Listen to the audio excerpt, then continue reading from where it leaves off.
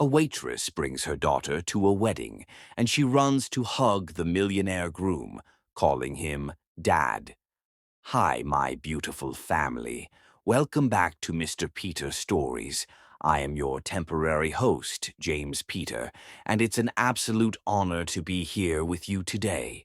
As we step into this beautiful Friday, let's start with a heartfelt prayer for my amazing family. May your hearts be filled with peace, your homes with joy, and your lives with endless blessings. Now, my family, are you happy with my efforts? Let me know. And of course, let's take our attendance. Drop a comment. Let me see you. Once that's done, let's dive straight into today's story. The Manhattan skyline glittered against the midnight sky, each light a silent witness to the city's endless ambitions.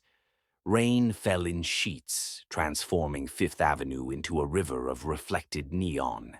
Through this deluge, a Ferrari Roma, sleek and predatory, weaved dangerously between taxis, its engine growling in protest. Behind the wheel, Alistair Cook gripped the leather with white knuckles, his vision blurring at the edges. The board meeting had devolved into a bloodbath, with investors questioning his acquisition strategy. 5 glasses of Macallan later, he'd stormed out, ignoring his driver in favor of the false control the Ferrari offered. Worthless parasites, he muttered, accelerating through a yellow light. The speedometer climbed past 60 in a 30-mile-per-hour zone. 12 blocks away, Taraji Zola stood beneath the awning of her university's library, clutching her economics diploma against her chest to shield it from the rain. 6 years of grinding poverty, of juggling 3 jobs while maintaining a 4.0 GPA, all culminating in this moment of hard-won freedom. No more student loans hanging over her head like a guillotine. No more apologizing for taking up space in rooms filled with trust fund legacies. Taxi, she called, one hand raised toward the street. The yellow cab swerved toward her, then suddenly jerked to a halt as a red blur shot through the intersection. Time slowed as Taraji watched the Ferrari hydroplane, spinning once before smashing into the concrete divider. The passenger side crumpled like paper, the impact sending showers of broken glass across the slick pavement. Smoke began curling from beneath the hood. Without hesitation, Taraji dropped her diploma into a puddle and ran. The rain soaked through her graduation dress in seconds as she reached the mangled vehicle. Through the spider-webbed windshield, she could see the driver slumped over the wheel, blood trickling from a gash on his forehead. "Sir, can you hear me?" She yanked at the door handle. It gave way with a metallic groan. The man inside was impeccably dressed in a charcoal Tom Ford suit, now stained with blood and whiskey. His eyes fluttered open, piercing blue, disoriented, but somehow still commanding even in weakness. "We need to get you out," Taraji insisted, the smell of gasoline growing stronger. "Can you move?" Alistair's gaze focused on her face, a stranger's face, haloed by the street lights, rain making rivulets down brown skin that seemed to glow from within. For a moment he thought he might be hallucinating or already dead. "My leg," he managed, his voice rough with pain and alcohol. Taraji reached across him, unfastening his seatbelt. The movement brought her close enough to feel his breath against her neck, expensive scotch and the metallic tang of blood. As she helped him shift toward the door, the Ferrari groaned ominously. "We don't have much time," she warned, wrapping his arm around her shoulders. Together they stumbled away from the wreckage, making it 10 steps before the car erupted in flames behind them. The heat scorched their backs as they collapsed onto the wet sidewalk, Alistair's weight bearing Taraji down beneath him. For 3 heartbeats they remained frozen, her body cushioning his fall, his arms instinctively wrapped around her. Their eyes locked in silent acknowledgement of what had just transpired. A life exchanged for a life. "You saved me," he said, sounding more bewildered than grateful. "Don't make me regret it," Taraji replied, helping him sit upright as sirens wailed in the distance. The paramedics wanted to take Alistair to Mount Sinai, but he refused with the practiced authority of a man accustomed to bending the world to his will. "My personal physician is waiting at my residence," he lied smoothly, pressing several $100 bills into the lead paramedic's palm. "Sir, you've likely got a concussion," the young medic began. "What I have is a board meeting at 9 a.m., Alistair countered, his voice leaving no room for argument, despite the blood still matting his hair.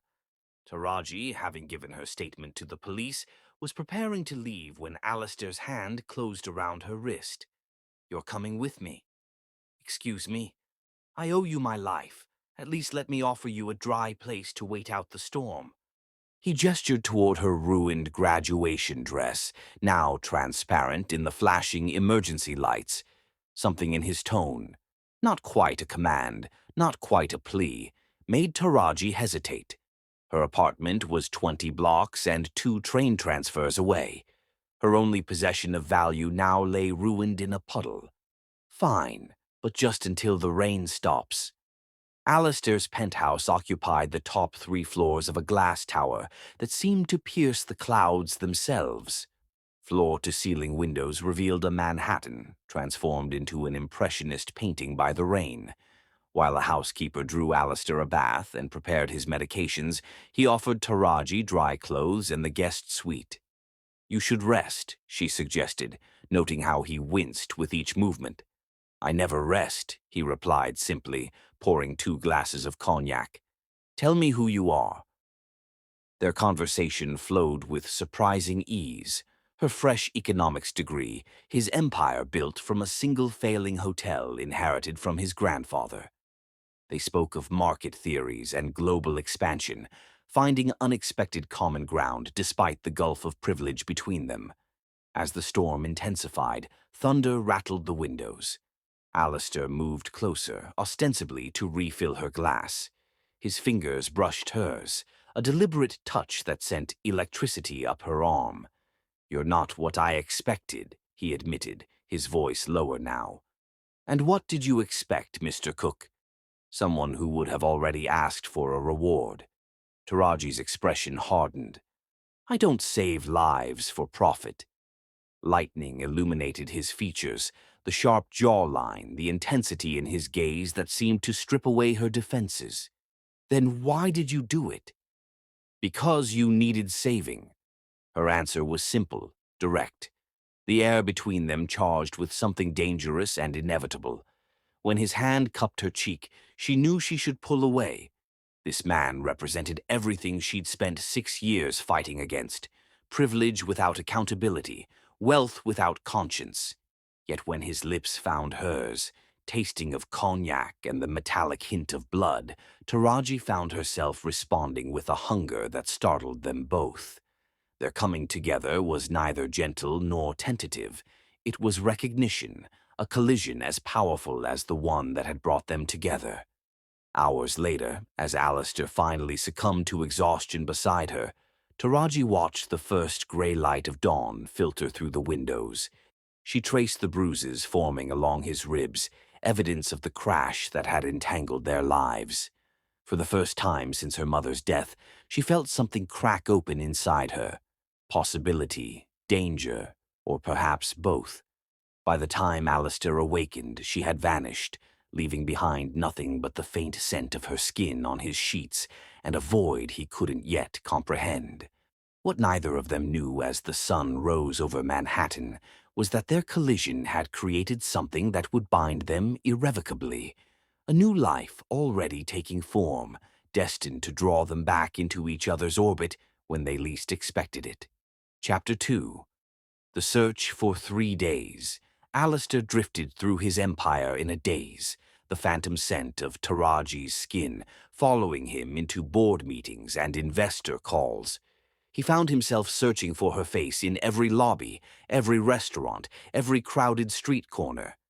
Without a last name or contact information, he had nothing but fragmented memories to sustain him: the curve of her smile, the defiance in her eyes, the way her body had moved beneath his. Sir, the Macau acquisition papers need your signature, his assistant reminded him, concern evident in her voice. Alistair nodded absently, his attention caught by a woman with similar height and coloring crossing the hotel atrium. When she turned, revealing a stranger's face, disappointment lanced through him with surprising intensity. Mr. Cook, his security chief, Reynolds, stood in the doorway. We've reviewed all security footage from the building for the night in question. Alistair straightened, suddenly alert. And she entered at 2:17 a.m. and exited at 5:43 a.m. No identification was provided. You had instructed the night staff to waive normal protocols. What about external cameras, traffic footage? Reynolds shifted uncomfortably. Sir, with all due respect, this level of resources for locating a one-night encounter is— She saved my life, Alistair cut him off, voice dangerously quiet. Find her. He deployed private investigators, offered rewards to doormen and taxi drivers throughout the financial district, and scoured recent economics graduates from every university in the tri-state area. The search became an obsession that surprised even those closest to him. Alistair Cook had conquered markets and crushed competitors without breaking a sweat, but this nameless woman had somehow breached defenses he hadn't known existed. Across town, in a cramped apartment in Crown Heights, Taraji stared at the plastic stick in her hand, two pink lines mocking her carefully constructed plans. She calculated dates in her head, knowing with absolute certainty that the night of the storm, the night of fire and rain and unexpected connection, had changed everything. Her roommate, Layla, knocked softly on the bathroom door. Tara, you've been in there for 30 minutes. Are you okay? Taraji opened the door, wordlessly holding up the pregnancy test. Oh, honey. Layla pulled her into a hug. The guy from graduation night? The one you wouldn't talk about? Taraji nodded against her friend's shoulder. He's not someone I can just call. Later that night, as Layla slept, Taraji opened her laptop and typed Alistair Cook into the search bar. Thousands of results populated her screen. Articles about hotel acquisitions, charity galas, rumored relationships with models and actresses. Images of a man who navigated a world she had only studied in textbooks. A man whose casual charity donations exceeded what she might earn in a lifetime. One photo showed him cutting a ribbon at a hotel opening, his expression revealing nothing of the intensity she'd witnessed in his penthouse. Another captured him escorting a willowy blonde into a benefit, his hand possessively at the small of her back. Taraji closed the laptop, decision crystallizing. Her child deserved more than to be the secret shame of a billionaire playboy, more than a complication to be managed with non-disclosure agreements and trust funds. If this pregnancy was her reality, and she had already decided it would be, then she would face it on her terms. The next morning, she withdrew from her master's program, subletting her room to Layla's cousin. By afternoon, she had purchased a bus ticket to Chicago, where her mother's oldest friend owned a small bakery and had once promised Taraji a place if she ever needed to start over. As Taraji's bus pulled away from Port Authority, Alistair's Ferrari was being delivered to his garage, meticulously restored at astronomical expense. A twisted monument to the night that haunted him. He ran his fingers along the repaired passenger door, remembering how it had groaned open under Taraji's determined hands. "She's good as new, sir," the restoration specialist said proudly. Alistair nodded, knowing that while the car might be repaired, something inside him remained irreparably altered. "No," he said quietly, "she'll never be the same." Meanwhile, in a doctor's office in Chicago, Taraji listened to the rapid flutter of her child's heartbeat for the first time, her hand pressed against her still flat stomach. "It's just you and me now," she whispered to the grainy sonogram image. "And I promise you will never have to beg for anyone's attention or love." Across the country, Separate but connected by invisible threads of fate and consequence, two lives diverged, one searching for what was lost, the other protecting what was found. Chapter 3. New Beginnings. 6 years evaporated like morning dew. Chicago had been a temporary haven, Philadelphia too cold, Atlanta too reminiscent of her childhood. Taraji ultimately found herself drawn back to New York, the city's magnetic pull impossible to resist, despite the risk of collision with a past she'd carefully avoided. Zara Cook, though officially registered as Zara Zola, had her father's eyes, startlingly blue against brown skin, and his stubborn determination. At 5, she questioned everything, built complex Lego structures when other children were still mastering shapes, and possessed a gravity that sometimes made Taraji forget she was speaking to a child. "Mama, why do you work at the restaurant when you have all those diplomas?" Zara asked one evening as Taraji soaked her feet after a double shift at Lumiere, the exclusive French restaurant where she'd worked for the past 18 months. "Because at Lumiere I can work nights while you sleep and be with you during the day," Taraji explained, brushing her daughter's tight curls. "Corporate jobs want all of your time, not just some of it." The truth was more complicated. With her unfinished master's degree and unexplained gap years, Taraji's once promising career trajectory had stalled. Waitressing at Lumiere, where a single dinner service could generate more in tips than a week at lesser establishments, allowed her to afford their modest one-bedroom apartment and Zara's private school tuition. "Ms. Chen says I'm ready for the gifted program," Zara announced, carefully placing her homework in a color-coded folder. "It costs more money, though." Taraji's smile never faltered. "Then we'll find the money." The morning ritual began at 5:30 a.m., hours before Taraji's neighbors stirred.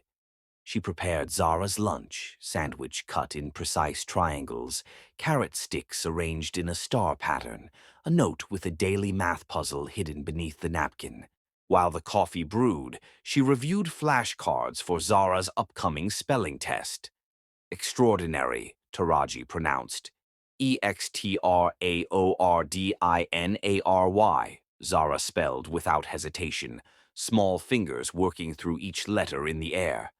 "That's what you are," Taraji said, pressing a kiss to her daughter's forehead. Their apartment occupied the third floor of a walk-up in Astoria, far enough from Manhattan's financial district to minimize accidental encounters, close enough for Taraji's commute to Lumiere. One bedroom with 2 beds, a kitchen barely large enough for their folding table, walls decorated with Zara's artwork and maps marking places they'd someday visit.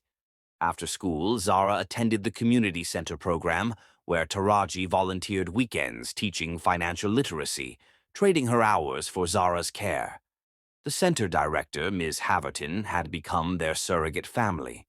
"That child of yours corrected my budget spreadsheet yesterday," Ms. Haverton told Taraji during drop-off. "Found an error in my formula that 3 adults missed. She's got your brain." "And her father's confidence," Taraji replied, the rare acknowledgement of Alistair slipping out unplanned. "You ever think about reaching out to him?" Ms. Haverton asked, not for the first time. Taraji watched Zara join the other children, her posture distinguished by a natural poise none of them shared. "Sometimes. When she asks questions I can't answer. When she shows talents I don't possess." "Like what?" "She designed a skyscraper last week, 90 floors with a structural core that actually made engineering sense. I had to look up the principles to understand what she'd created instinctively." What Taraji didn't share was how she'd later found Zara studying the Cook Tower in an architecture magazine, her small finger tracing the building's distinctive profile with curious recognition. The evening shift at Lumiere transformed Taraji from mother to performer. She memorized wine vintages and chef's specials, moved between tables with practiced grace, calibrated her demeanor to each guest's expectations. The restaurant's clientele included CEOs, celebrities, and political figures drawn by its reputation for discretion and excellence. Miss Zola, Table 7 has requested you specifically, the maitre d' informed her as she arrived. The Adelmans appreciated your knowledge of Bordeaux last month.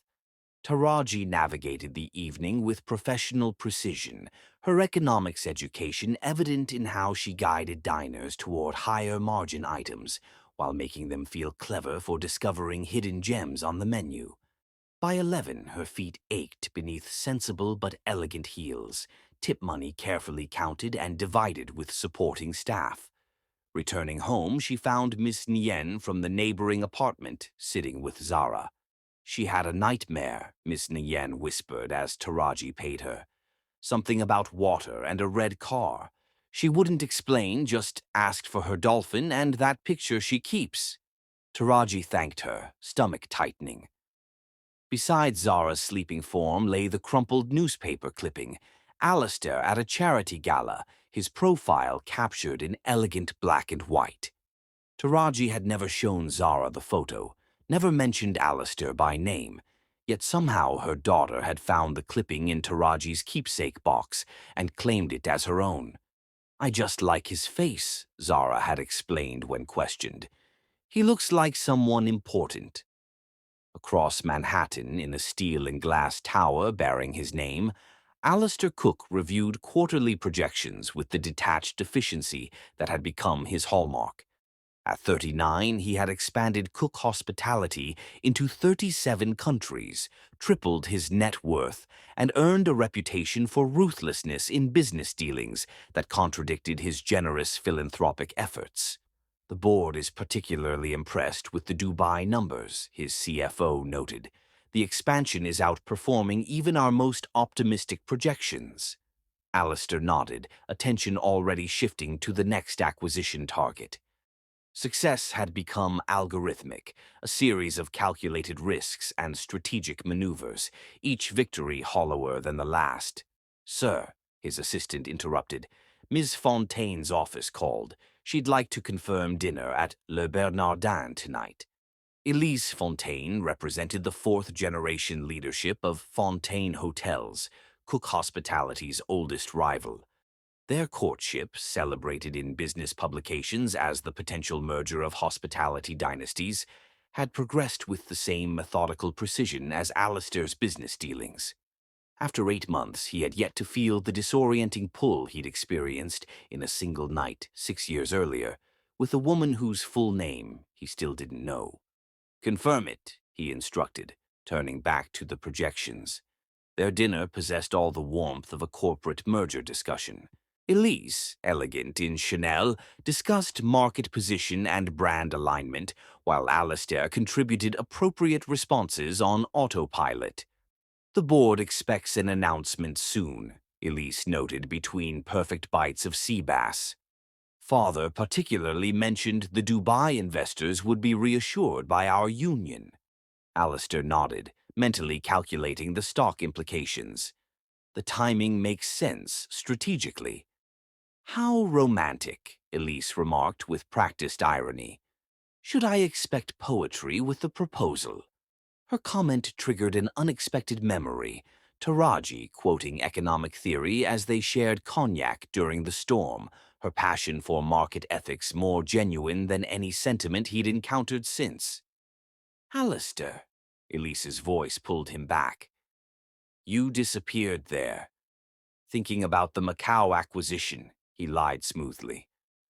Later, alone in his penthouse office, Alistair pulled up the search algorithm that had been running continuously for 6 years, facial recognition parameters, scanning security footage across New York for a specific combination of features. The program had generated thousands of false positives, each methodically eliminated by his security team. Reynolds, his head of security, delivered the weekly report with characteristic efficiency. No significant matches, sir. Alistair dismissed him with a nod, attention caught by the latest architectural renderings for the Grand Horizon renovation. The rooftop pool design featured transparent floors, revealing the atrium 56 stories below, an engineering feat that had consumed his attention for months. He made notes on structural modifications, losing himself in the creation of another perfect space he would rarely inhabit. His phone chimed with a calendar alert. Children's Hospital Wing dedication, 9 a.m. The Pediatric Trauma Center represented his largest personal donation to date, though the press release had deliberately understated his contribution. Alistair moved to the window, the same one where he and Taraji had stood watching the storm 6 years earlier. Below, Manhattan glittered with possibilities, millions of lives intersecting in random patterns. Somewhere among those lights, though he couldn't know it, a little girl with his eyes slept beside a faded photograph, connected by invisible threads to a father she had never met, but somehow recognized. Morning found them both awake before dawn, Taraji preparing Zara's favorite breakfast while quizzing her on multiplication tables, Alistair reviewing acquisition documents while his personal trainer counted his repetitions. Two lives operating in separate orbits, unaware that the laws of gravity were already drawing them inexorably toward collision. Chapter 4. The Birthday Surprise. But why can't I have a bouncy castle, Mama? Zara's question echoed through their apartment, blue eyes narrowed in the tactical negotiation strategy she'd recently perfected. Taraji folded another load of laundry, hiding her smile.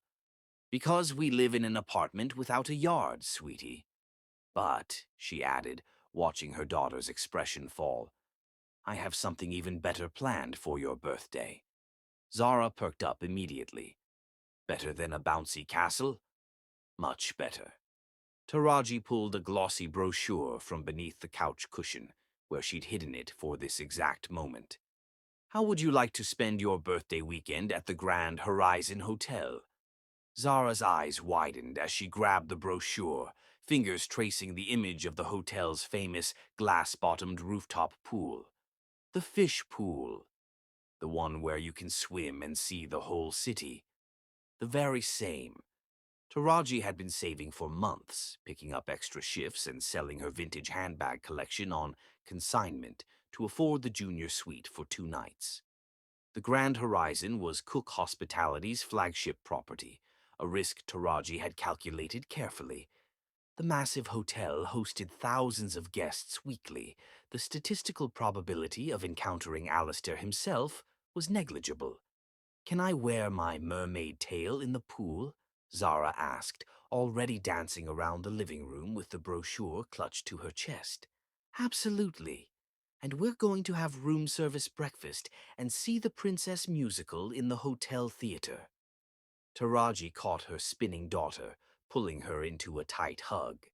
Happy almost birthday, little fish. That evening, after Zara had finally succumbed to sleep amidst elaborate birthday plans, Taraji reviewed her precautions once more.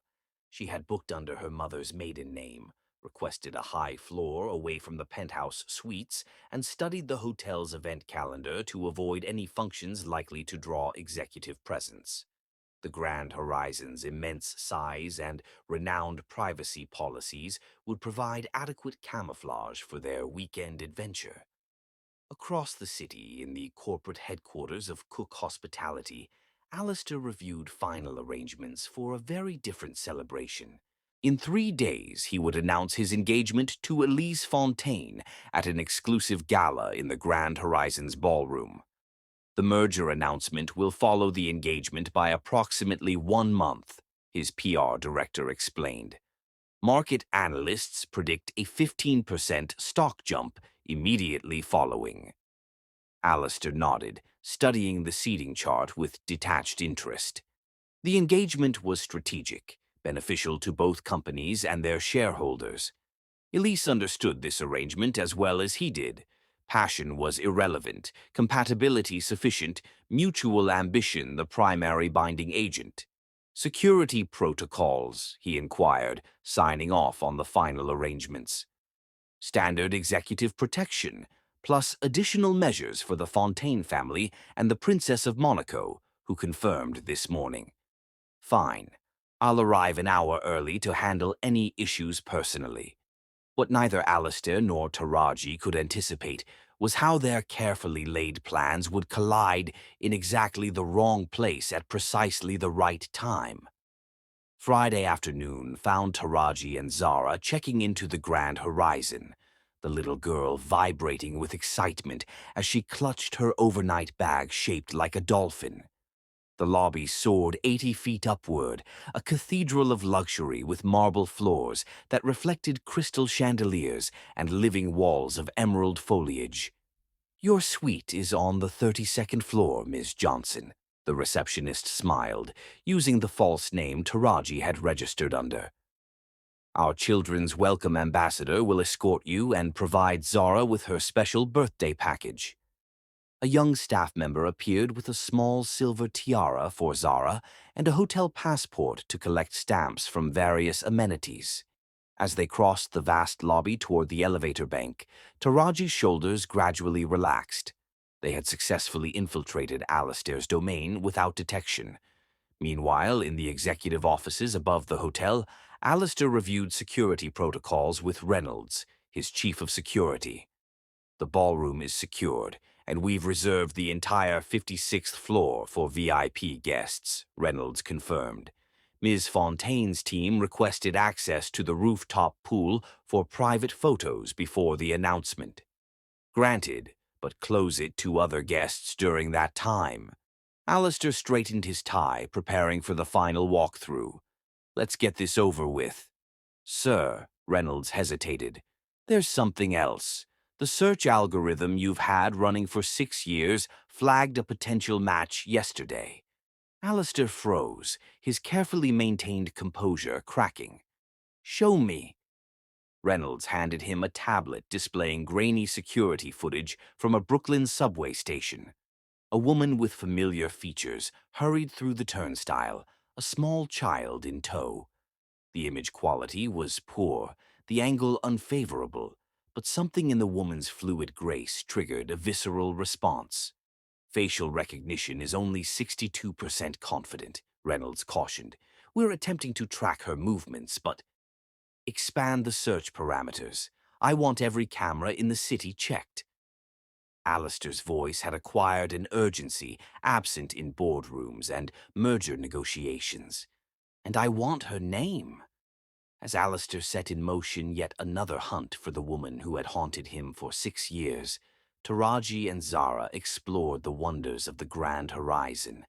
They visited the children's library with its enchanted forest theme, collected stamps at the pastry shop and the miniature golf course, and finally made their way to the crown jewel, the rooftop pool. "Look, Mama." Zara pressed her face against the glass wall overlooking Manhattan. "The whole world is tiny," Taraji laughed, adjusting her daughter's swim cap. "Ready to try the famous fish pool?" They changed in the luxurious locker room, Zara proudly donning the shimmering mermaid tail she'd received for Hanukkah. As they approached the pool's edge, a staff member intercepted them. "I'm sorry, but the pool is closing for a private event in 15 minutes. Taraji checked her watch, dismayed. "Could we have just a quick swim? It's my daughter's birthday surprise." The attendant wavered, noting Zara's crestfallen expression. 15 minutes only, and then you'll need to exit through the eastern stairwell." Zara didn't waste a second, slipping into the crystal-clear water with a delighted squeal. Taraji followed more cautiously, gasping as she peered through the transparent bottom at the hotel atrium 56 stories below. "We're flying, Mama," Zara called, paddling in her mermaid tail. For 13 precious minutes they inhabited a perfect bubble of joy, mother and daughter suspended between earth and sky, insulated from past complications and future uncertainties. Then the elevator doors opened, disgorging photographers, assistants, and security personnel. "Time to go, little fish," Taraji called, helping Zara toward the edge of the pool farthest from the new arrivals. But Zara, entranced by the commotion, hesitated. "Who are those people? Are they famous?" "Probably, honey." This hotel hosts lots of celebrities. Taraji wrapped a towel around her daughter, steering her toward the changing rooms. Let's get dressed for dinner. They were almost clear when the second elevator arrived. Taraji's blood froze as Alistair Cook stepped out, immaculate in a charcoal suit, flanked by bodyguards and a statuesque blonde whose diamond bracelet caught the setting sun. Wait here, Taraji whispered to Zara, positioning herself between her daughter and the new arrivals. I need to check something. But fate, having orchestrated this collision across 6 years and countless decisions, would not be denied its moment. As Taraji inched toward the exit, Zara spotted the small photograph that had fallen from her mother's pool bag. A crumpled newspaper clipping Taraji had kept since Chicago, showing Alistair at a charity gala. Mama, you dropped Daddy's picture. The words, spoken in a child's carrying voice, cut through the ambient noise like a scalpel. Taraji lunged for the photograph, but it was too late. Zara had already darted around her, scooping up the clipping and turning toward the newcomers with the instinctive recognition that children sometimes possess. Her eyes locked with Alistair's across the pool deck, identical blue, meeting blue in a moment of genetic recognition that transcended logical explanation. Before Taraji could intercept her, Zara was running, wet feet slapping against marble, straight toward the man she had somehow identified from a single tattered photograph. Daddy, she cried, arms outstretched as she collided with Alistair's legs, embracing him with the absolute certainty of belonging. The rooftop fell silent. Time suspended as Taraji watched Alistair's expression transform from confusion to shock to dawning comprehension. His gaze lifted from the child clutching his knees to find Taraji frozen in horror across the deck. Taraji, he breathed, her name both question and answer. Beside him, Elise Fontaine's champagne glass slipped from her fingers, shattering against marble in a crystalline explosion that perfectly mirrored the destruction of carefully constructed, separate lives. Chapter 5. Worlds Collide. The presidential suite at the Grand Horizon became the silent battlefield for 3 lives suddenly entangled by fate's cruel theater. Secluded from press and hotel guests, with Reynolds' security team maintaining absolute privacy, the aftermath of the pool deck revelation unfolded with the intensity of a supernova. Destruction and creation, simultaneously born from cosmic collision. Zara, oblivious to the adult catastrophe surrounding her, bounced on the suite's enormous sofa, her wet mermaid tail abandoned for hotel slippers as she explored her new surroundings with unguarded excitement. This place has TVs in the bathroom mirrors. And look, she gasped, opening the minibar. Tiny soda bottles. Can I have one, Mama? Taraji nodded automatically, her attention fixed on Alistair, who stood at the window, his back a rigid line of tension as he stared out at Manhattan. The skyline he owned in fragments stretched before him, a concrete empire that suddenly seemed hollow against the flesh and blood legacy he hadn't known existed. 6 years, he said at last, not turning. The words fell into the room like stones into a still pond, ripples of accusation spreading outward. Zara, Taraji kept her voice deliberately light. Why don't you explore the bedroom? I think there might be a treasure hunt kit in the welcome package. The child needed no further encouragement, skipping toward the master suite with childish delight. The moment the door closed behind her, Alistair turned, and Taraji nearly flinched at the controlled fury in his expression. 6 years, he repeated, each syllable a perfect distillation of betrayal. Were you ever going to tell me? Or would I have lived my entire life not knowing I had a daughter? Taraji raised her chin, meeting his anger with the protective ferocity of motherhood. I made the decision I thought best at the time. Best for whom? Alistair advanced toward her, precision in every step. Certainly not for me, and certainly not for her. You don't get to judge my choices when you had no idea what I was facing. Taraji kept her voice low but intense, mindful of Zara in the next room. I was 23, just starting my career. You were Alistair Cook, hotel tycoon with a different socialite on your arm every month. What was I supposed to do? You could have trusted me with the truth. I didn't know you, Taraji countered. One night, no matter how significant, doesn't establish trust. A throat cleared from the doorway. Reynolds stood with perfect professional detachment, though his eyes betrayed awareness of the intensity he'd interrupted. Sir, Miss Fontaine is in the lobby with her father and their attorneys. They're demanding an immediate conference. The mention of Elise broke through the charged atmosphere between them. Alistair's expression shifted, corporate calculation replacing raw emotion. Tell them I'll meet them in 30 minutes in the executive conference room. No press. As Reynolds departed, Taraji wrapped her arms around herself, the reality of their situation sinking in. I'm sorry about your engagement. Are you? The question wasn't accusatory, merely curious. I never intended, she gestured vaguely, any of this.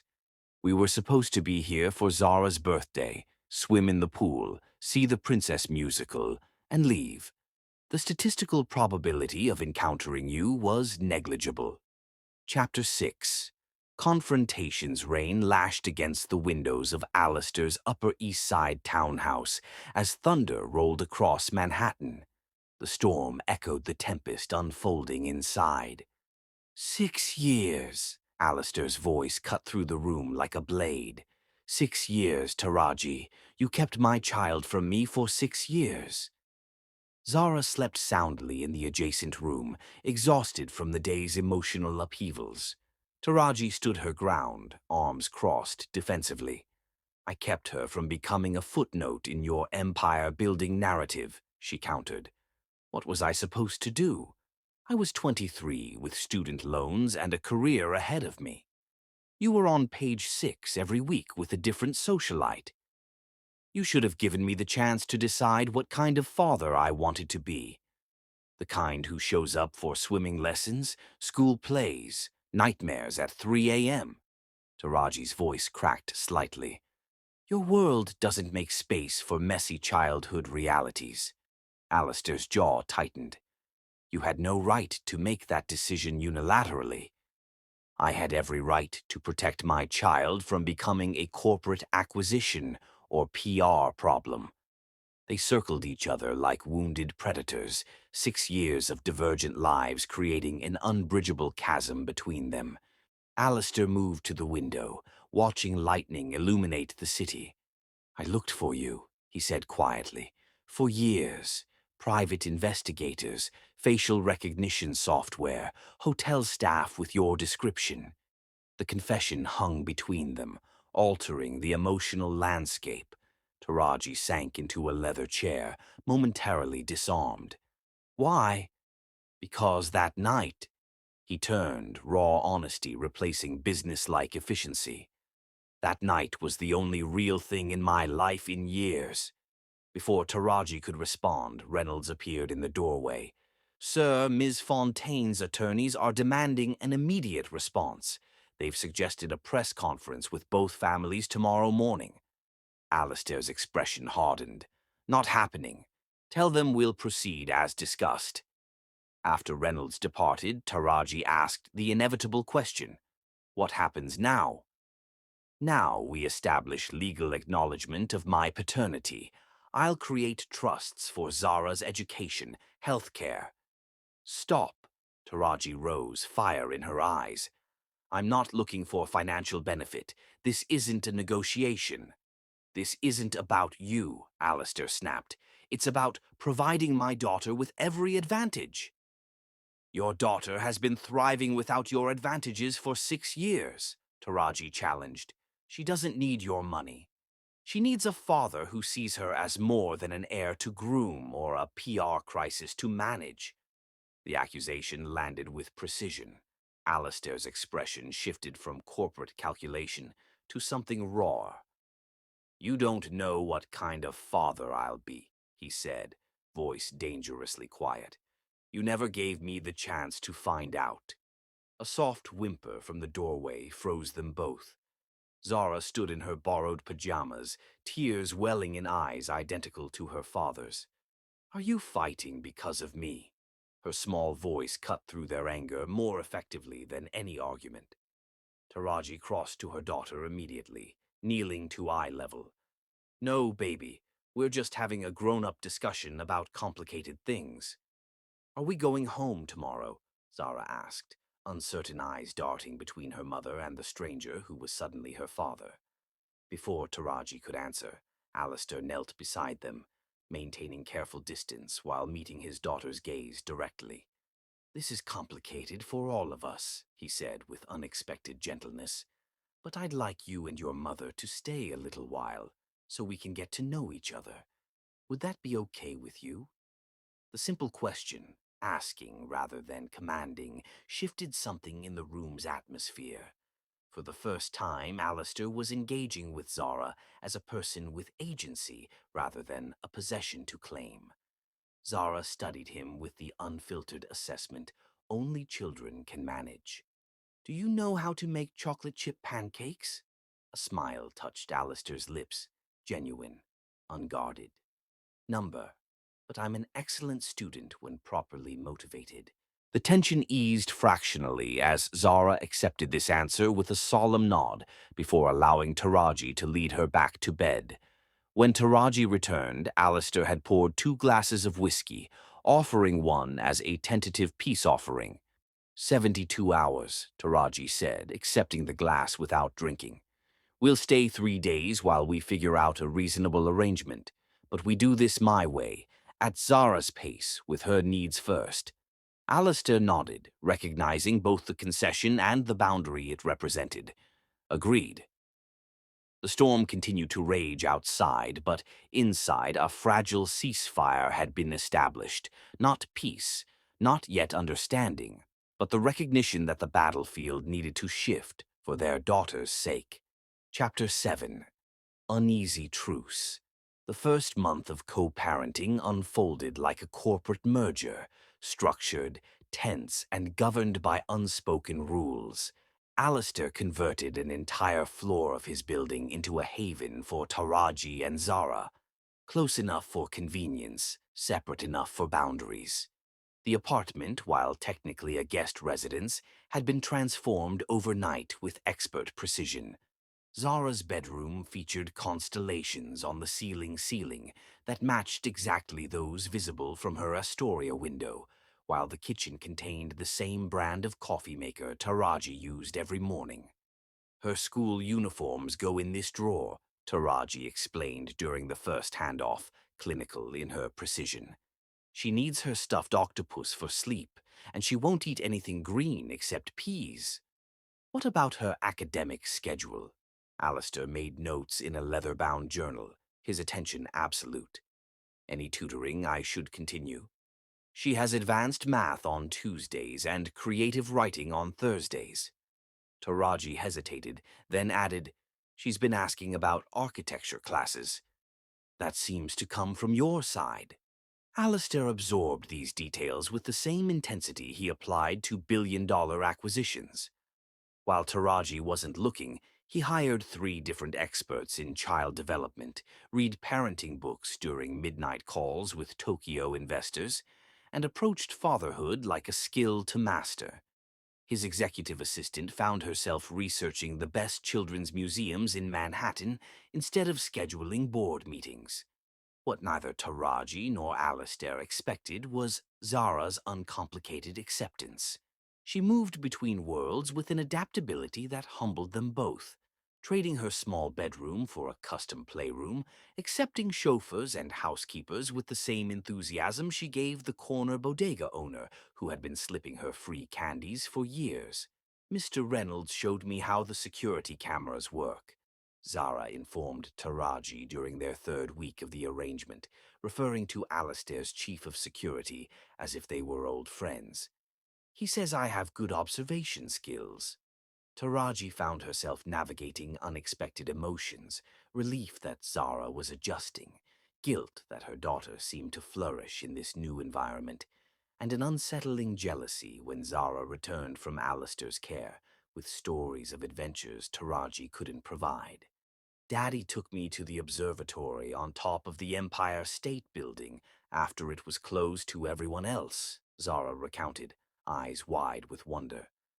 The astronomer let me use the special telescope to see Jupiter's moons.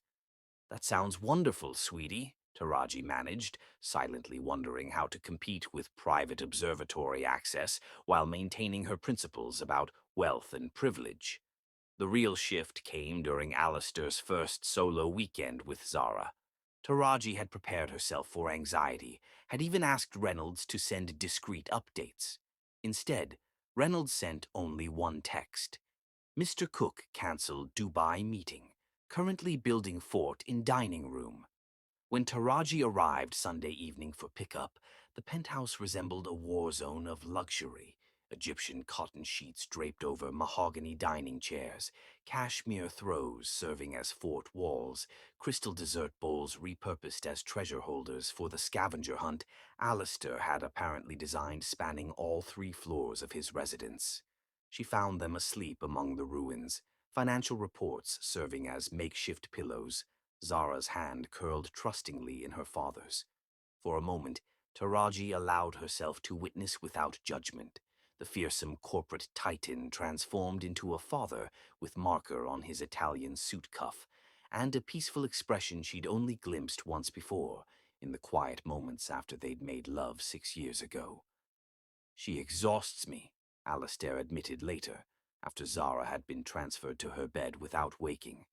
He ran a hand through disheveled hair that would horrify his board members. I've negotiated 48-hour mergers with less mental taxation. Welcome to parenthood, Taraji replied, unexpectedly comfortable in the domain where she held expertise he lacked. You're doing well, though. She's happy with you.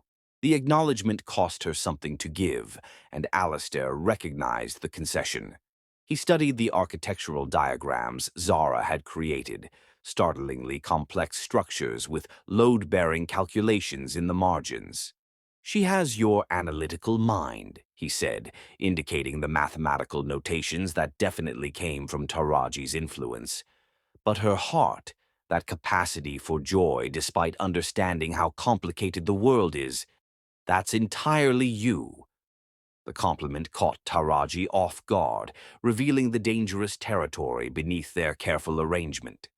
Their bodies remembered what their minds tried to forget. Magnetism neither time nor circumstance had diminished. We should establish a regular schedule, she said quickly, retreating to practical matters.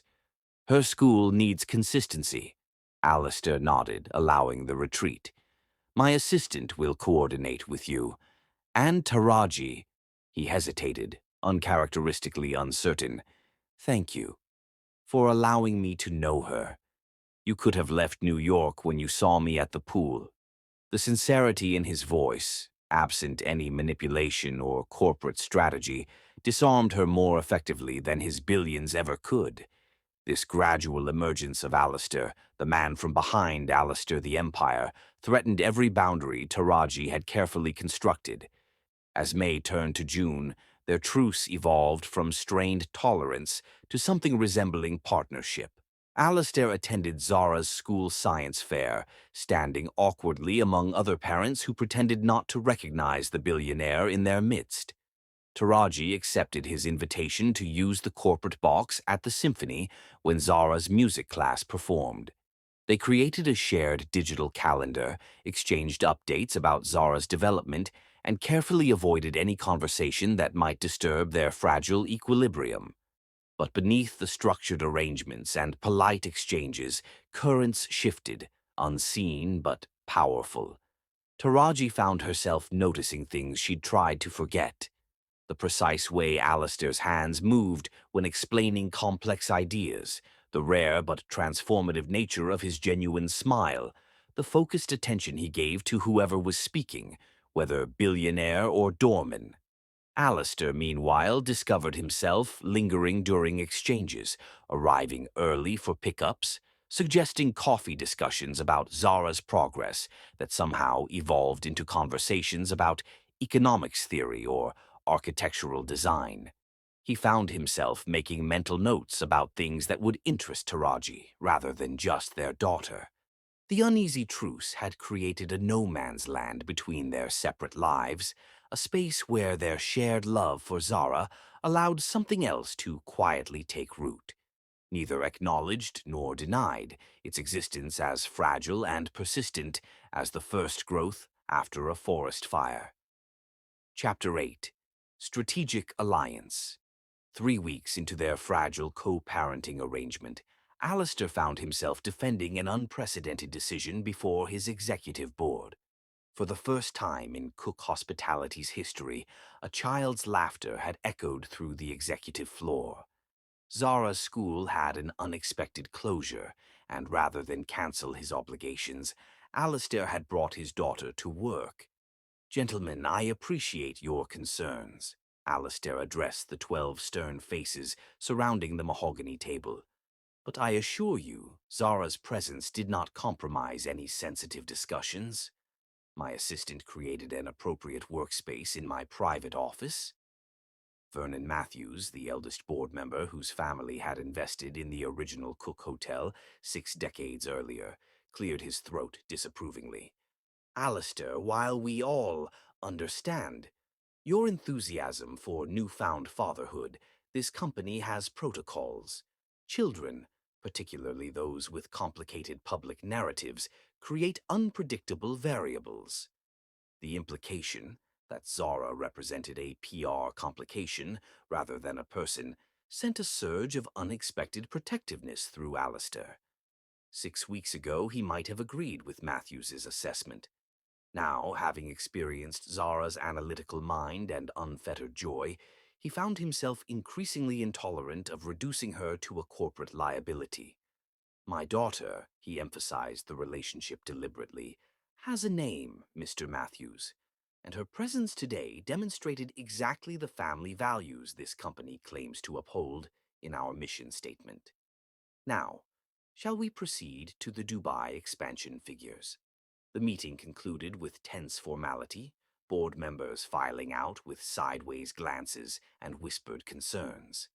Alistair remained at the table, reviewing documents until the boardroom emptied. Only then did he allow his shoulders to relax from their perfect posture. The private elevator announced an arrival with a discreet chime. Expecting Reynolds with security protocols for the weekend, Alistair was surprised when the doors parted to reveal Taraji. Her expression, tense, serious, urgent, immediately commanded his full attention. "The Fontaines filed for a hostile takeover this morning," she stated without preamble, stepping into the boardroom.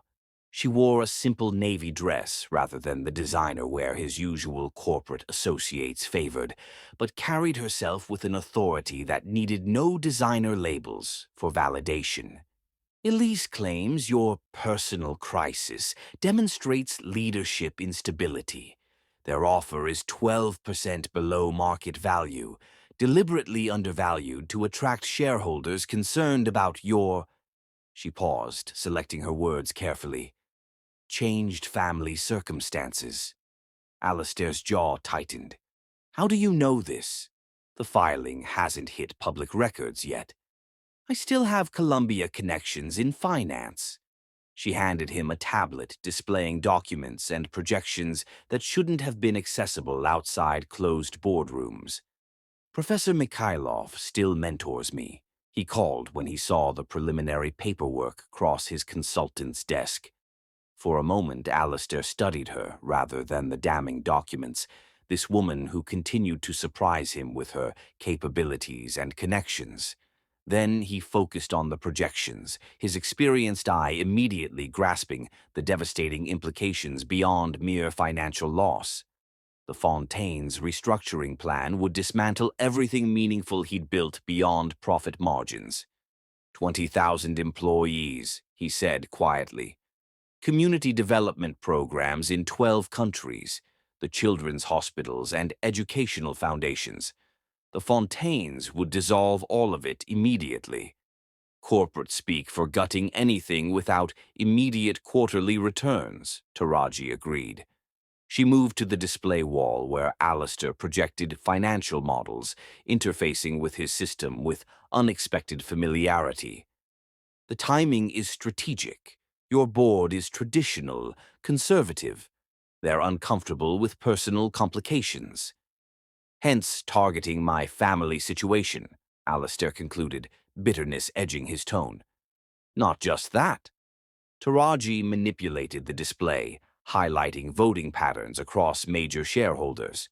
Your board values family legacy, traditional structures.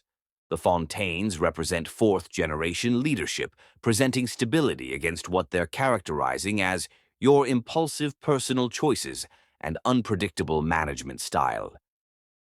Alistair moved beside her, close enough that the subtle scent of her perfume, something with notes of vanilla and amber, triggered visceral memory. They're positioning Zara as a liability. Because they don't understand she could be your greatest strength, Taraji responded, surprising him. Your board needs to see that Zara's existence strengthens rather than threatens the company's future. The strategic framing, neither sentimental nor exploitative, reminded Alistair why he'd been unable to forget this woman beyond her physical appeal. Her mind matched his in both incisiveness and ethical boundaries. Work with me, he said suddenly, the proposal forming as he spoke.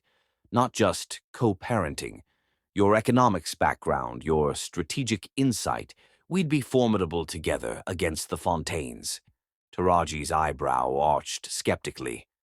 You're offering me a job? I'm offering you a partnership. He hesitated, choosing words with unusual care. Your analysis today demonstrated what I've suspected since that first night.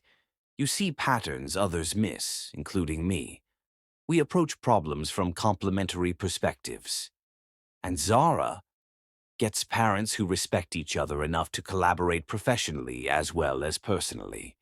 He noted her hesitation and added, plus, you'd have resources to launch that financial literacy foundation you mentioned, the one targeting underserved communities. Taraji recognized the offer for what it was, not a romantic overture, but something equally intimate, partnership based on mutual respect and shared purpose. More dangerous than passion, perhaps, because it acknowledged connection beyond physical attraction or their shared child. I won't be a corporate prop, she stated firmly. No staged family photos or scripted interviews about our unique modern family. Agreed. The truth is compelling enough without embellishment. Equal input on all strategic decisions regarding this situation. Equal partners, he confirmed, extending his hand to seal the arrangement. When their fingers met, the contact sparked awareness neither could entirely suppress. They held the handshake a moment longer than business protocol dictated, both recognizing they had crossed some invisible boundary, from adversaries to allies, from fragile truce to deliberate alliance. I should warn you, Taraji said as she gathered her materials. I don't have corporate-appropriate clothing. Waitressing doesn't require Armani. For the first time in their renewed acquaintance, Alistair smiled, not the calculated expression he deployed in negotiations, but something genuine that transformed his features. I know an excellent tailor who can solve that particular problem by tomorrow. Of course you do. Her answering smile carried unexpected warmth. As they departed the boardroom together, Reynolds waiting discreetly to escort them down, neither fully understood how this strategic alliance would ultimately alter the architecture of their separate lives, creating something neither had designed, but both would eventually recognize as home. Chapter 9. Beneath the Surface.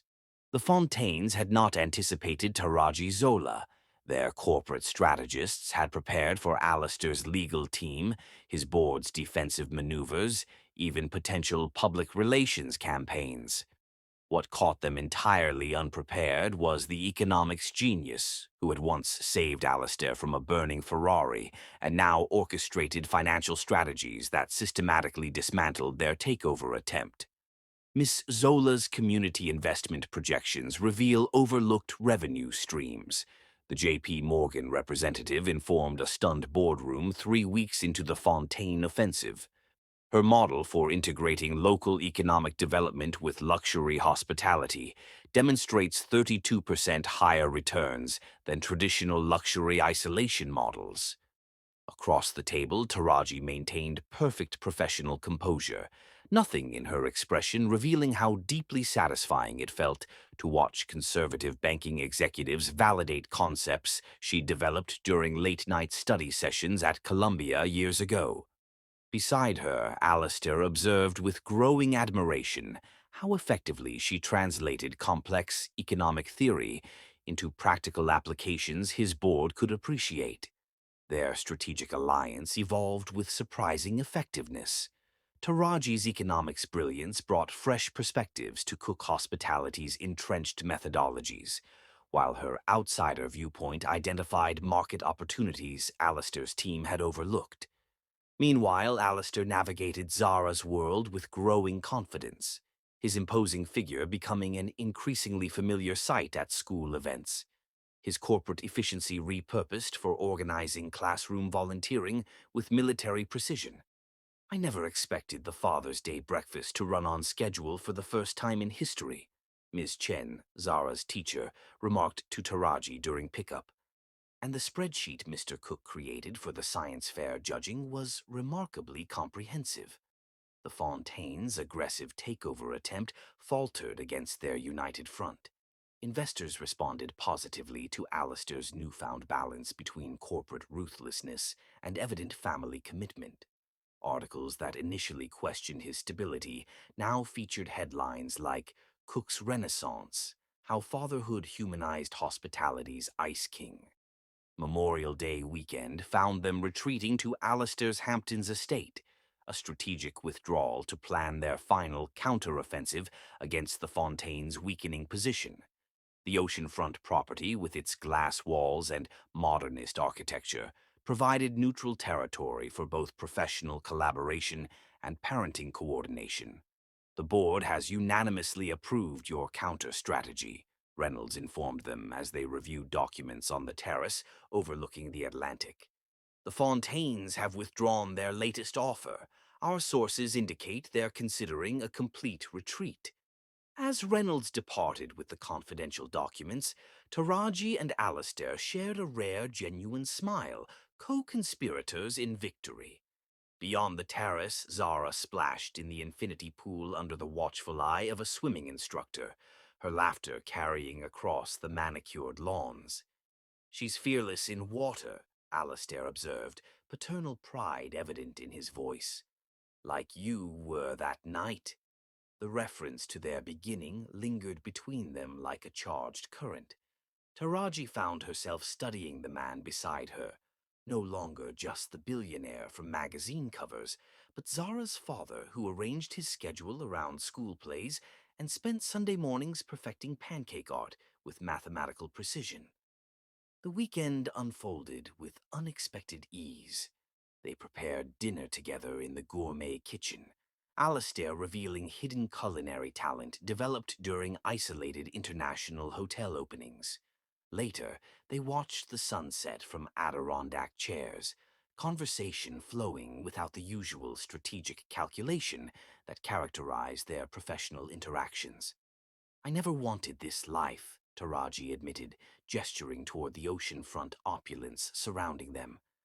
"I grew up watching wealth devastate communities rather than build them. My neighborhood in Detroit was systematically dismantled by the same investment firms that funded luxury developments elsewhere." "And I grew up with everything except genuine connection," Alistair responded, the honesty surprising them both. "My father measured success in acquisitions rather than relationships. The only time he expressed pride in me was when I negotiated my first hotel purchase at 17. This glimpse beneath their respective armor beyond professional collaboration and parental cooperation, shifted something fundamental between them. That night, after Zara fell asleep, exhausted from swimming and building elaborate sand castles, they shared cognac on the moonlit terrace. The conversation meandered through economics theory, architectural philosophy, and childhood memories, revealing complementary minds shaped by dramatically different circumstances. When Alistair's hand accidentally brushed hers while reaching for his glass, neither pulled away. The contact, brief and seemingly inconsequential, nonetheless established a bridge across carefully maintained boundaries. Morning brought practical matters back into focus. While Alistair took Zara for her swimming lesson with an Olympic coach who owed him a favor, Taraji used the opportunity to prepare for their Monday strategy meeting. Searching for her misplaced phone in Alistair's study, she accidentally knocked a portfolio from his desk. The leather folder fell open, scattering papers across the herringbone floor. As she gathered the documents, legal terminology caught her eye, phrases like custody evaluation parameters and parental assessment protocol. Recognizing Zara's name, Taraji's instinctive caution gave way to maternal concern. What she found as she read further cut deeper than any betrayal she had anticipated. The documents contained comprehensive psychological evaluations, custody assessments prepared by Cook family attorneys, and tactical recommendations for systematically limiting Taraji's involvement if her economic background and cultural influences proved incompatible with the Cook legacy. One passage burned itself into her consciousness. While Ms. Zola's initial cooperation proves advantageous for corporate stability, preparation should be made for transitioning primary influence to Mr. Cook once the Fontaine situation resolves. Her continued presence represents unpredictable variables best managed through limited, structured interactions. The clinical assessment of her worth as Zara's mother, reduced to calculated risk and strategic advantage, shattered the trust she had cautiously extended. All their progress, the partnership, the shared victories, the almost friendship, revealed as elaborate manipulation with a predetermined expiration date. Methodically, Taraji returned the papers to their folder and replaced it on the desk. With practiced calm developed through years of concealing financial stress from Zara, she packed their belongings while her daughter remained blissfully unaware at her swimming lesson. When Alistair returned to the house, Zara chattering excitedly about holding her breath underwater for 30 seconds, he found Taraji in the foyer with their bags packed, her expression transformed from yesterday's warmth to glacial resolve. "Zara, honey," she said with forced brightness that her daughter immediately recognized as unusual, "go change out of your swimsuit, please. We need to head back to the city early." As Zara reluctantly obeyed, confusion evident in her expression, Alistair studied Taraji's rigid posture with growing comprehension. His gaze shifted momentarily toward his study, understanding dawning. "Taraji," he began, only to be cut off by the precise, controlled tone she typically reserved for difficult restaurant patrons. "We'll discuss this when we're alone," she said quietly, her eyes conveying what her controlled voice concealed. Not just anger, but something far more devastating. Confirmation of her deepest fears about trusting him, about belonging in his world, about the impossible bridge between their realities. The sunny Hamptons morning, so full of possibility just hours earlier, now felt like the calm before a hurricane, the pressure dropping, the air charged with imminent destruction. The foundation they had cautiously built together suddenly revealed to be built upon shifting sand rather than solid ground. Chapter 10. Glass walls, the Hamptons estate's master suite, stood silent except for the rhythmic packing of Taraji's suitcase, each item folded with precise, controlled movements that belied the trembling in her hands. Outside, distant thunder announced the approaching storm system that had been threatening all weekend, nature's dramatic punctuation to the collapse of their fragile peace. Zara slept soundly in the adjacent room, blissfully unaware that the weekend family retreat her parents had promised, their first extended time together outside Manhattan, was ending prematurely. The custody documents Taraji had discovered in Alistair's study lay scattered across the king-sized bed, their legal terminology clinical yet devastating. Psychological evaluation to determine maternal educational influence, contingency plans for neutralizing disadvantageous cultural exposure, and most damning, strategy for transitioning primary custody while maintaining positive public perception. The door opened without a knock. Alistair stood framed in the threshold, still in the casual linen shirt and trousers he'd worn for their afternoon on the beach. The documents clutched in his hand matched those on the bed. Clearly, he'd discovered her discovery. "You won't even hear my explanation?" His voice carried none of the corporate authority that commanded boardrooms and intimidated competitors. Instead, a rawness emerged, something close to pleading from a man who had never begged for anything. "What's to explain?" Taraji continued packing, unable to meet his gaze. "Your legal team provided a comprehensive assessment of how to minimize my influence while maintaining the perfect corporate family image. One blouse folded with particular force. Very efficient. If I wanted efficiency, I'd have settled for Elise." His response cut through her practiced calm. "I would have accepted my board's recommendation to negotiate a traditional arrangement, financial support in exchange for supervised visitation." This halted her movements. "Then why these?" She gestured to the damning papers with their psychological evaluations and custody recommendations.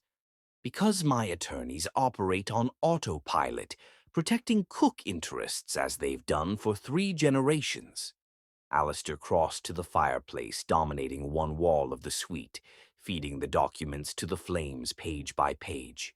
"What they failed to understand is that you and Zara are my interests now." The papers curled and blackened, his family legacy's protective protocols turning to ash. Taraji watched, unconvinced despite the dramatic gesture. "I fired them tonight." He turned to face her, stripped of the corporate armor she'd grown accustomed to seeing him wear. 9 attorneys with a combined century of loyalty to my family, gone because they presumed to dictate terms for my daughter's future. The dramatic gesture should have seemed theatrical, but the genuine anger darkening his features suggested authentic rage rather than calculated display. Still, Taraji's defenses remained firmly in place, too many hopes having dissolved over the 6 years of Zara's life for easy trust. Pretty speech. Not a speech. He moved to the bedroom's floor-to-ceiling windows, overlooking the Atlantic. Rain had begun falling, droplets tracing patterns across glass designed to withstand hurricane-force winds while maintaining perfect transparency. "You know why I built my hotels with glass walls? Why every Cook property features structural transparency as its architectural signature?" The question seemed rhetorical, but his pause demanded response. "Aesthetic preference," she suggested, deliberately minimizing what was clearly a deeply personal choice. Growing up in old money meant suffocating behind facades, perfect appearances concealing empty realities. His palm pressed against the glass as lightning illuminated the coastline. "My father maintained flawless public standing while destroying my mother through 1,000 private cruelties. No one saw because the walls protected the family image above all else." The confession, unexpected and uncharacteristically vulnerable, penetrated Taraji's defenses more effectively than logical arguments or legal counters could have. This glimpse into the foundations of his character aligned with observations she'd made working alongside him these past weeks. His insistence on ethical transparency in business dealings, his refusal to manipulate public narrative around Zara's discovery. "The glass in Cook properties isn't just architectural preference," he continued, voice lower now. "It's rejection. Rejection of everything I watched destroy my mother. The suffocating weight of appearances, the isolation of perfection, the silent complicity of luxury. Lightning flashed again, illuminating his profile, the tension in his jaw, the uncharacteristic vulnerability in his posture. I've spent my life creating transparent spaces, he continued, while keeping everyone at a safe distance. The contradiction worked until you crashed into my life, twice now, shattering everything I thought I wanted. Taraji remained silent, understanding dawning that this wasn't manipulation but confession. Something Alistair Cook, master of boardrooms and billion-dollar negotiations, likely rarely offered. When I look at Zara, he said softly, I see someone incapable of facades. Her emotions, joy, curiosity, even anger, are transparent, honest. She didn't learn that from me. Children are naturally authentic, Taraji countered, though her voice had lost its defensive edge. Not all children. I wasn't. His admission carried the weight of old pain. By her age, I'd already learned to modulate every response, to calculate advantage in every interaction. My father's perfect corporate air.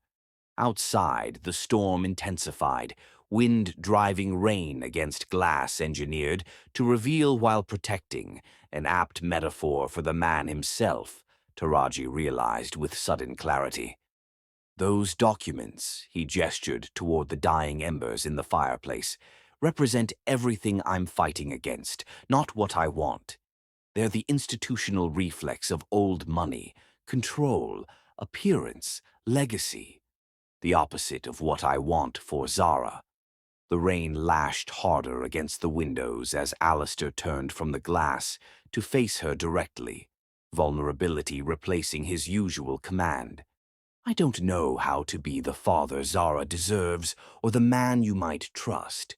My only examples were lessons in what to avoid, not templates to follow. His honesty, unvarnished and clearly painful, created a counterpoint to the prepared speech she'd expected. The simple admission of uncertainty disarmed her where grand gestures couldn't. I want to learn, he concluded simply, but I can't do that if you disappear again. For the first time, Taraji glimpsed not the billionaire or even the father, but simply Alistair, a man as shaped by his privileges as she was by their absence, equally terrified of failing at what matters most. Thunder shook the house foundations as she weighed response against instinct, protection against possibility. Before she could formulate an answer, a small figure appeared in the doorway, Zara in penguin pajamas, clutching her stuffed dolphin. Is the storm going to break the house? She asked, voice small with concern. The parental shift was immediate in both adults. Alistair crossed to his daughter, crouching to eye level with natural ease that would have seemed impossible weeks ago. The storm can't hurt this house, he assured her. I designed it myself with special materials that bend with the wind instead of breaking. Like how you told me to be flexible when I'm swimming against currents, Zara clarified, connecting his engineering lesson to their morning swim with precocious insight.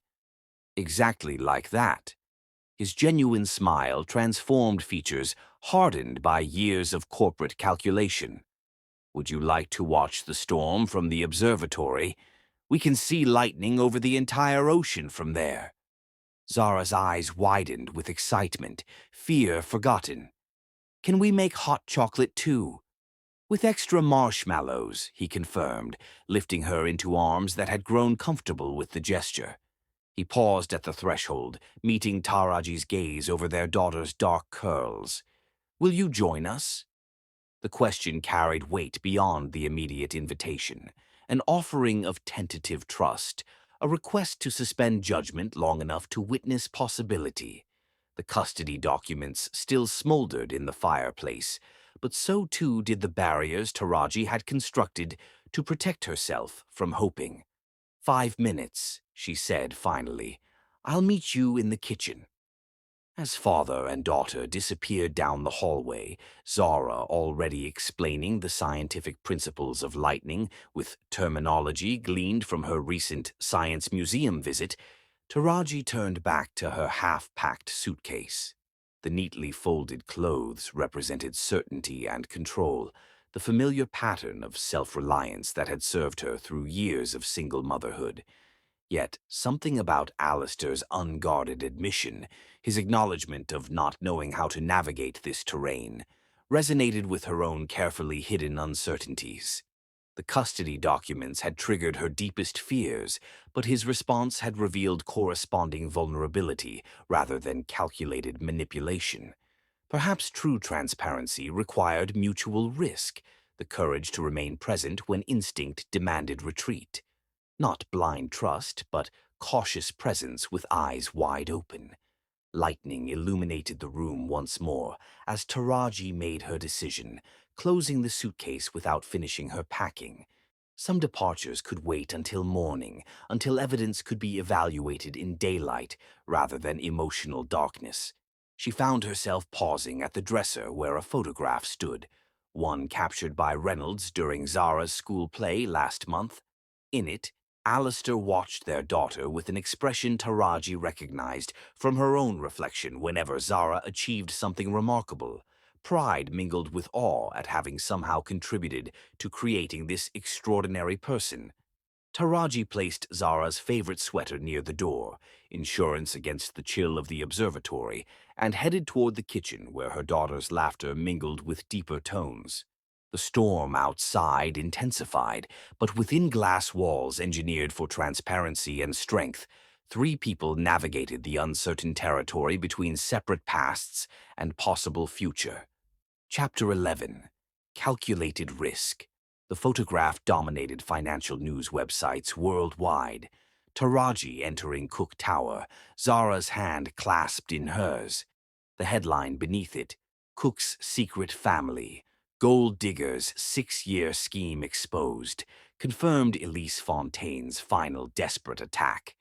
3 brutal news cycles of character assassination followed.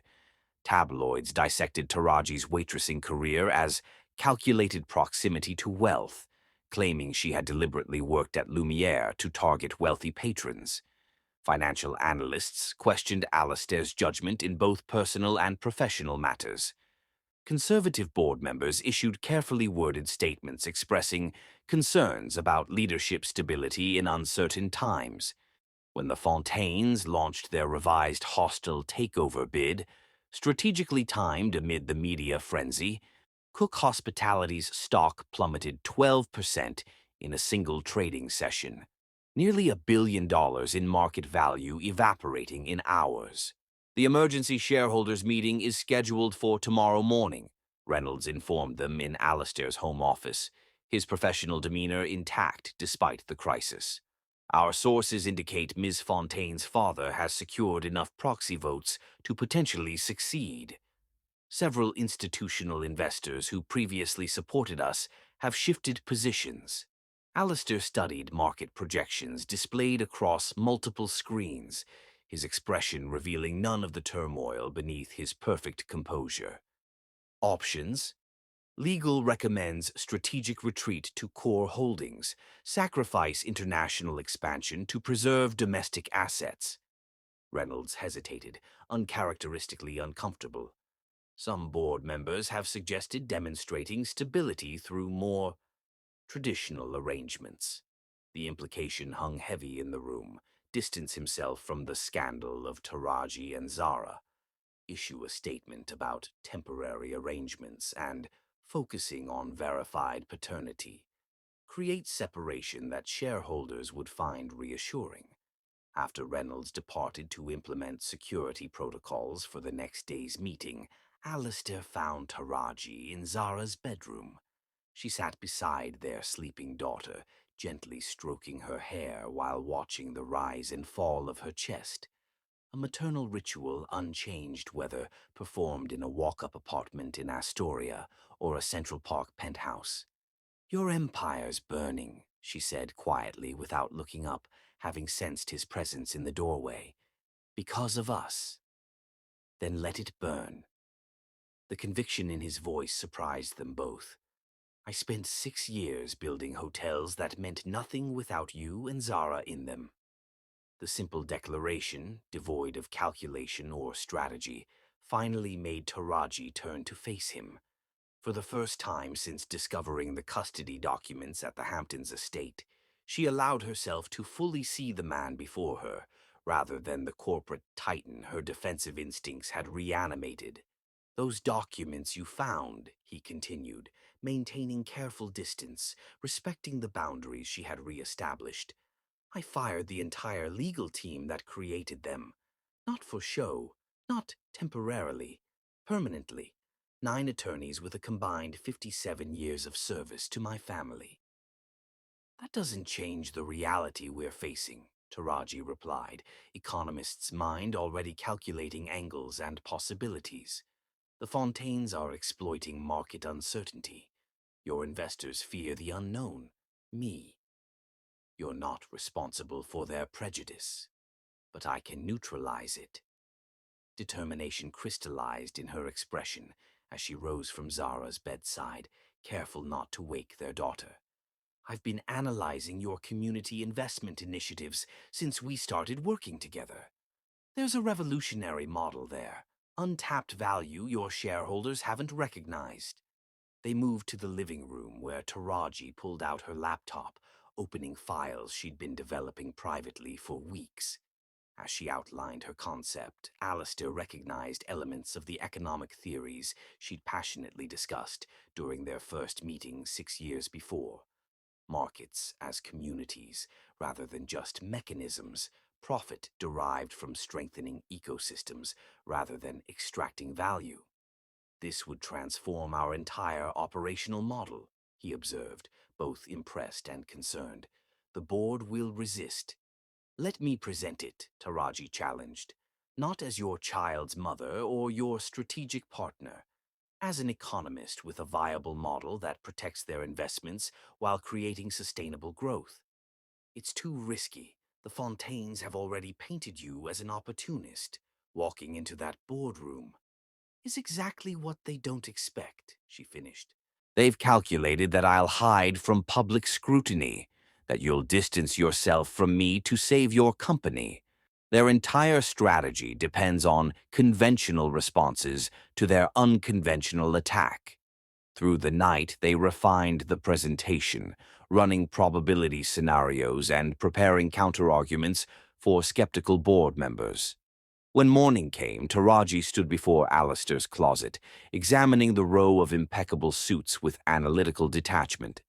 Not those, he said, appearing in the doorway. I had something delivered for today.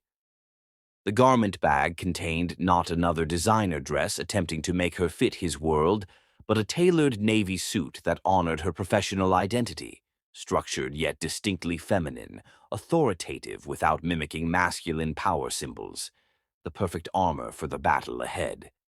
Against Alistair's objections, his protective instincts warring with strategic necessity, Taraji entered the shareholders' meeting alone.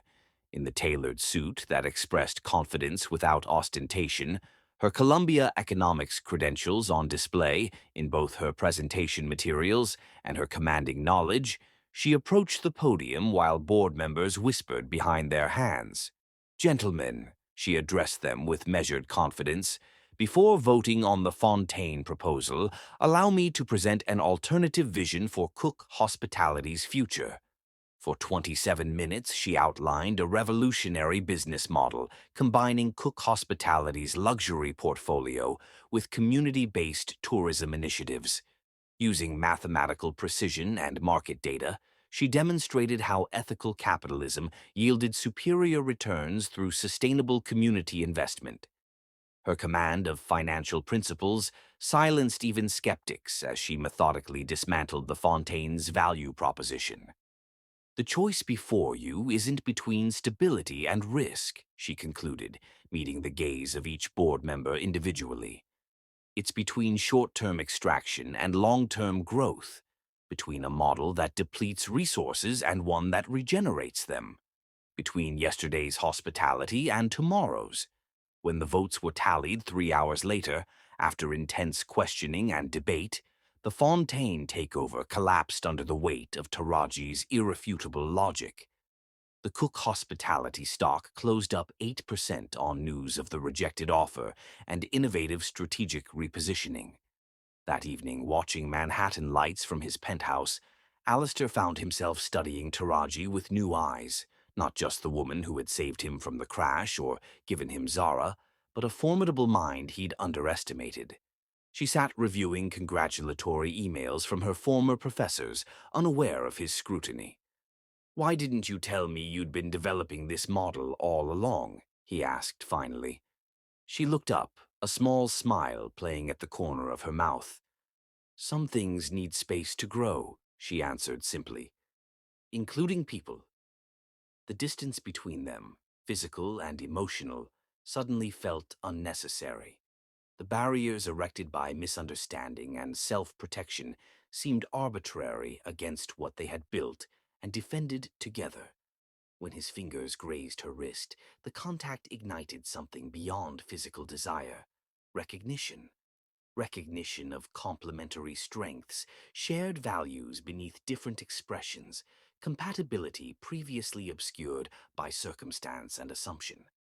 Their first kiss in 6 years carried none of their initial night's desperation or uncertainty. Instead, it held acknowledgement of all they'd become separately and could become together. When he lifted her into his arms, carrying her toward his bedroom, it felt not like surrender, but like conscious choice. Two people finally seeing each other completely, choosing connection with clear eyes rather than storm-driven impulse. Later, as moonlight filtered through windows overlooking the city they had both claimed in different ways, they spoke of future possibilities, not just for Zara, not just for the company, but for themselves. Not with the naivety of new love, but with the hard-earned wisdom of those who had seen the worst in each other and still chosen to build something meaningful together. "We should update the co-parenting agreement," Taraji murmured against his shoulder, economist's practicality surfacing even in intimate moments. Alistair laughed quietly, the vibration resonating beneath her cheek. "Always the strategist. What terms would you suggest?" Her answer came not in words, but in a kiss that spoke of partnership beyond legal definitions, connection freely chosen rather than contractually established. In that choice, made with full awareness of risks and possibilities, they found something that neither wealth nor independence alone could offer: the courage to build something lasting from the collision that had irrevocably altered both their lives 6 years before. Chapter 12. The Architecture of Home. October sunlight gilded the Grand Horizon's rooftop garden, transforming glass and steel into warm copper. Autumn flowers lined an aisle that curved like a river rather than following traditional straight lines, a deliberate rejection of convention that reflected both the bride's independent spirit and the groom's architectural philosophy. At the path's end stood Alistair, unrecognizable to those accustomed to his boardroom demeanor, vulnerability visible in every line of his body, the corporate mask completely abandoned. The assembled guests represented worlds rarely merged. Taraji's former professors from Columbia seated beside Saudi princes, Zara's teachers from public school mingling with hotel executives, Ms. Haverton from the community center engaged in animated conversation with the mayor. Miss Nguyen, their former neighbor who had watched Zara on late nights, occupied a front row seat of honor, beaming with maternal pride. Reynolds, serving as best man rather than security chief today, adjusted Alistair's boutonniere with uncharacteristic nervousness.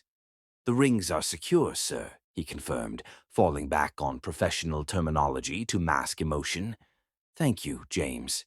Alistair used the man's first name deliberately, acknowledging the friendship that had developed beneath years of professional service. "For everything, not just today."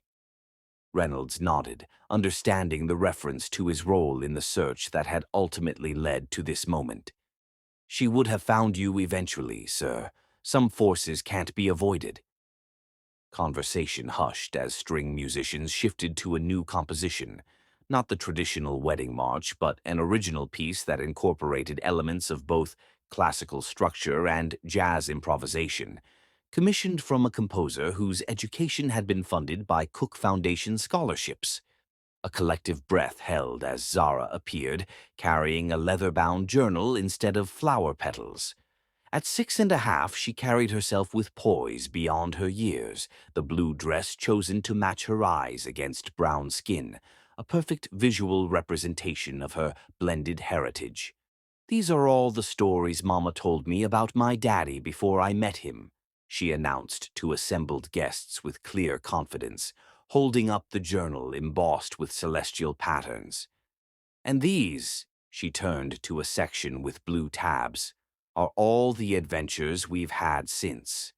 The simple statement brought tears to eyes throughout the gathering, the innocent summary of a complex journey from separation to union, from strangers to family. Then Taraji emerged, and Alistair's carefully maintained composure visibly faltered. Her gown honored her African heritage while embracing contemporary lines, architectural in its precision, fluid in its movement. Like the woman herself, it bridged worlds without compromise.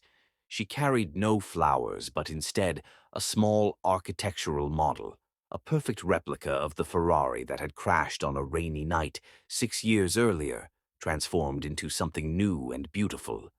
When she reached him, she placed the model on a small pedestal beside them. "From collision to creation," she said simply, words meant for him alone despite the microphones. Their vows eschewed traditional promises for hard-earned truths, written together during late nights after Zara slept, each word carefully chosen to honor their unconventional journey. "I built glass towers," Alistair began, voice steady despite the emotion evident in his eyes. "Believing transparency was honesty. You taught me real honesty requires letting someone see beneath foundations to the earth, where everything begins. I promise to remain transparent not just in what I show the world, but in what I share with you, fears, hopes, uncertainties, and growth." Taraji's voice carried across the skyline when she responded. "I sought independence, believing it meant never needing anyone. You and Zara showed me that choosing connection from strength creates something greater than either isolation or dependence. I promise to choose our connection daily, to build alongside you rather than apart, to accept support without sacrificing self." Their shared promise, spoken in unison, centered on the small person standing beside them. "We promise to honor the miracle that connected us, to create spaces where she can discover herself freely, to remember always that the most valuable structures are not built of steel and glass, but of patience, understanding, and unconditional love." As Alistair slid a platinum band onto her finger, not a diamond but a meteorite fragment forged in cosmic collision, he whispered words meant only for her. "From strangers to family, my most valuable creation." The reception unfolded across multiple hotel floors, each representing chapters of their journey. The rooftop pool where Zara had recognized her father, the ballroom where Taraji had defended the company, the library where they had first begun working together. Executive Chef Pascal had abandoned traditional wedding fare for a menu that told their story. Chicago deep dish pizza representing Taraji's first haven during pregnancy, Alistair's childhood cook's coconut cake that he'd shared with Zara during their first weekend together, and dishes from every city that had shaped their separate journeys toward each other. As stars appeared over Manhattan, they slipped away from the celebration, leaving Zara happily coordinating a dance performance with her school friends under Ms. Haverton's watchful eye. Their destination was the penthouse suite where fate had first connected them, the space Alistair had maintained but rarely visited during his 6-year search. The space had been transformed, not the impersonal luxury of 6 years ago, but thoughtfully curated details, Photographs of Zara's childhood Taraji had kept, engineering sketches from Alistair's first hotel renovation, elements of their separate lives now intertwined. The storm-watching blanket from the Hamptons draped across a chair, the economics textbook Taraji had quoted during their first conversation. The stuffed dolphin Zara had outgrown, but neither parent could bear to discard. "I had something built for you," Alistair said, leading her to a previously hidden roof access, excitement evident in his usually controlled demeanor. "Something I've been designing since the Hamptons weekend." Taraji followed, curiosity piqued by his boyish enthusiasm, a side of Alistair few ever witnessed. The stairway opened onto the penthouse roof, a space typically reserved for mechanical systems and maintenance access. What awaited made her breath catch. Above the penthouse sat a private sanctuary, a glass observatory housing a swimming pool that seemed suspended between earth and sky. Unlike the rooftop pool where Zara had found her father, this intimate space was designed for two, its curved walls creating the illusion of floating among Manhattan's lights. The ceiling retracted, opening to the stars above, while the floor, transparent like the Grand Horizon pool but with deeper architectural significance, revealed not the building's atrium, but a garden growing 17 stories below, illuminated by soft lights. "The water," Alistair explained, emotion making his voice rougher than usual, "comes from places that matter to us." He guided her to different sections of the pool, each subtly distinct in temperature and mineral content. "From Chicago, where you first felt Zara move within you. From Dubai, where I built my most acclaimed hotel while searching for you. From the Hamptons, where honesty finally broke through our defenses." His fingers traced the junction where the waters merged. "Because water connects everything, like Zara connects us." The engineering feat was remarkable, but it was the emotional architecture that moved Taraji. The thoughtfulness behind each element, the symbolic meaning infused into structural choices. This wasn't the grand gesture of a billionaire, but the personal creation of a man who had learned to communicate through building. "It's perfect," she whispered. "Understand what this represented. Not possession, but invitation. Not display, but revelation." "Not yet," he answered, removing his jacket and loosening his tie. "It needs to be inhabited to be complete. That's true of all structures. They're just possibilities until people bring them to life." When they entered the water together, she still in her wedding gown, he in formal trousers and shirt, the spontaneous abandonment of propriety represented everything their relationship had become, conventional expectations yielding to authentic connection, planned perfection, surrendering to joyful immediacy. Their bodies met with the recognition of travelers finding home after separate odysseys, the water supporting and surrounding them as they rediscovered each other. Their passion transcended mere physical reunion. It was acknowledgement of all they'd become separately and together, desire informed by knowledge rather than merely mystery. Alistair's hands, which had designed skyscrapers and signed billion-dollar contracts, moved with reverent precision as they removed layers of fabric now heavy with water. "I've waited 6 years to truly know you," he murmured against the hollow of her throat, his touch reverent exploration rather than possession. The admission carried deeper meaning now than simple physical desire. Knowing included understanding her principles, respecting her independence, honoring her strength as Zara's mother and as his intellectual equal. Taraji's response was both surrender and claim, accepting and demanding in equal measure. The woman who had fiercely protected her autonomy now drew him closer, recognizing that true strength included the courage to connect completely. Their movements created concentric ripples across the water's surface, echoing outward like the consequences of that first fateful night. As moonlight bathed them, Taraji guided his hands to the small of her back, showing without words where tension had always gathered, where vulnerability lived beneath strength. This intimate geography lesson, the sharing of personal terrain, represented a trust deeper than physical intimacy. In return, Alistair revealed his own vulnerabilities, the shoulder injury never properly treated after the crash, the tension he carried in his jaw from years of controlled responses.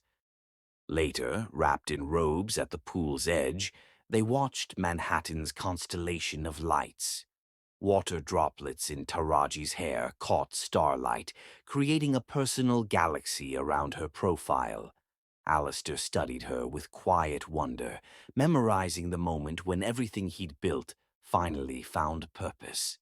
"What are you thinking?" she asked, turning to catch his contemplative expression. "That my entire life has been constructing spaces for other people to inhabit," he answered with uncharacteristic openness. "Hotels, resorts, corporate headquarters, all designed to impress rather than express. Until now, I never built a place where I truly belonged." Taraji's fingers entwined with his, water still clinging to both their wedding bands. "Some architects forget that true shelter isn't about walls or even roofs. It's about creating space where someone can be fully themselves, seen, accepted, challenged to grow. Like you've done for Zara. Like we're doing for each other," she corrected gently.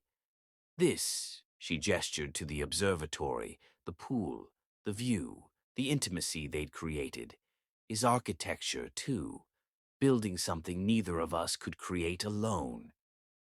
Below them in the penthouse, Zara would soon return with Reynolds to sleep surrounded by the artifacts of her newly united family.